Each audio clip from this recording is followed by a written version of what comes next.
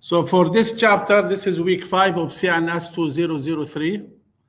The CNS, the web services, also, although here the presentation is small, but it's really important, especially if you are interested in the web services, okay? So a web service, what is a web service? A web service represents the means of communication between two devices, which is based on the request-response methodology. There are different protocols to do that. We have the HTTP, or it's called Hypertext Transport Protocol, HTTP, and the secured version of it is called HTTPS. Okay. So HTTP, what is it? The client makes the request comes to the server, the web server will reply, okay, using this protocol. So HTTP is a protocol for fetching, and we call this fetching, getting the information, for which fetching resources such as HTML document. And when you request, when you type a URL, okay, a website name, you are actually requesting the HTML of this website, the front page, the index page, the cover page, okay? It is the foundation of any data exchange on the web. And it is a client-server protocol, of course, which means requests are initiated by the recipient, usually the web browser, all right?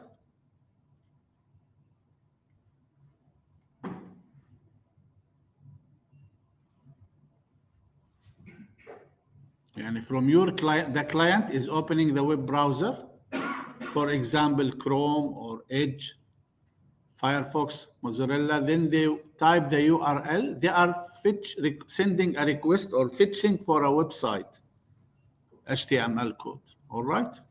Very easy. Any questions on that?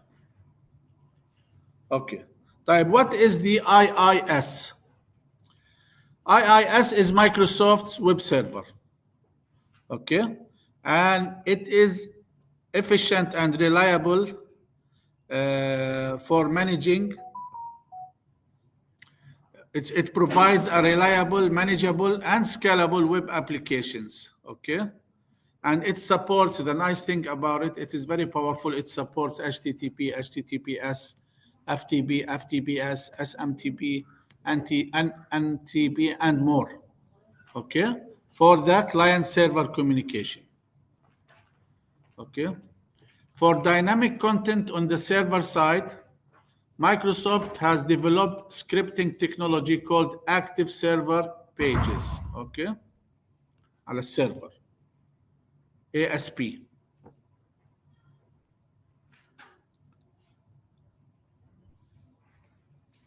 And now Microsoft are thriving to increase security on their versions of IIS, okay. They support now script, okay, HTTP/2, okay, Microsoft Edge browser, of course, all right.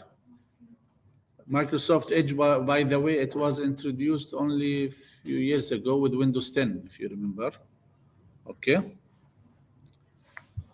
Other features is upgraded HTTP/2 server-side Cipher suite negotiation, the IIS administration PowerShell updates, wildcard host headers, and so on. Okay. Now in our lab, we are going to touch base on some of these features, however, and also install the IIS web server on one of our servers, one of our virtual machines. Okay, to set up a web server, you simply need to add the role. So you need to add the role web services. Okay. hope it's clear here. Let me just try to make it bigger. Screen. You see the option here, web server. So you need to add the roles and services, a new role called web server.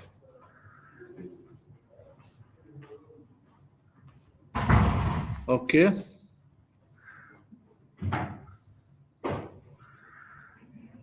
So the IIS manager, this is how you manage, by the way. Remember with our DHCP, we go to tools and we open DHCP tool. For IIS, we have the IIS manager, and this is how it looks like.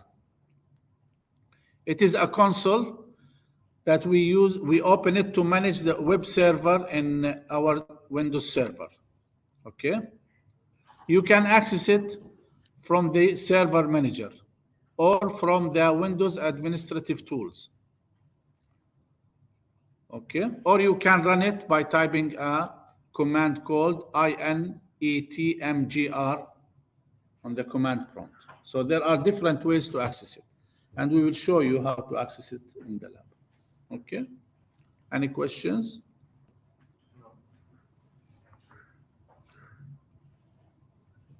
So what is the www?